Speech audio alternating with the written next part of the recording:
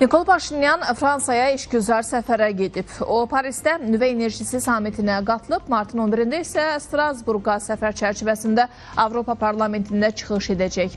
Ermənistanda siyasi proseslərin kəskinləşdiyi dövrdə gündəmdə olan səfər ekspertlər tərəfindən onun qərb yönümlü siyasətinin davamı kimi qiymətləndirilir. Seçki öncəsi səfərlər nəyə hesablanıb və bu siyasət onun Moskva ilə əlaqələrinə təsir göstərə bilərmi?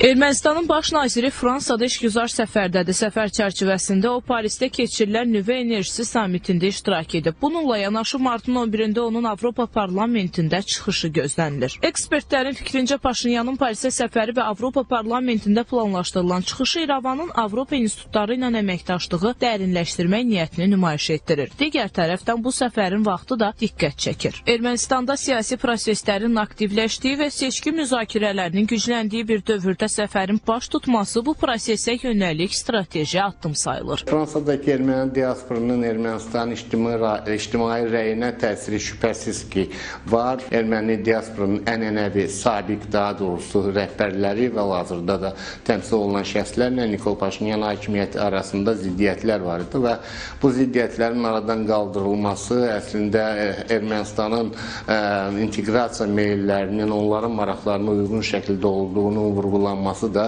gündəmdə ola bilər. Çox güman ki, Fransa rəhbərliyi də bu istiqamətdə erməni diasporunun Nikol Paşinyana dəstək verməsi istiqamətində müəyyən təşəbbüslər göstərəcək. Paşinyanın səfər çərçivəsində Avropa Parlamentində çıxışı və parlamentin sədri Roberta Metsola ilə planlaşdırılan görüşü həm regional, həm də daxili siyasi kontekstdə diqqət çəkir. Ekspertlər deyirlər ki, belə beynəlxalq platformalarda çıxış etmək hakimiyyətin daxili auditoriyaya yönəlmiş, qərblə əlaqələri güclü olan lider mesajı kimi qəbul olunur. Bölgədən kənar güc mərkəzlərində, xüsusilə Avropada da özünün gələcək addımlarına dəstək axtarışındadır. Danışılır ki, seçkilərdə Rusiya tərəfindən hibrid müdaxilə ola bilər və bu da realdır.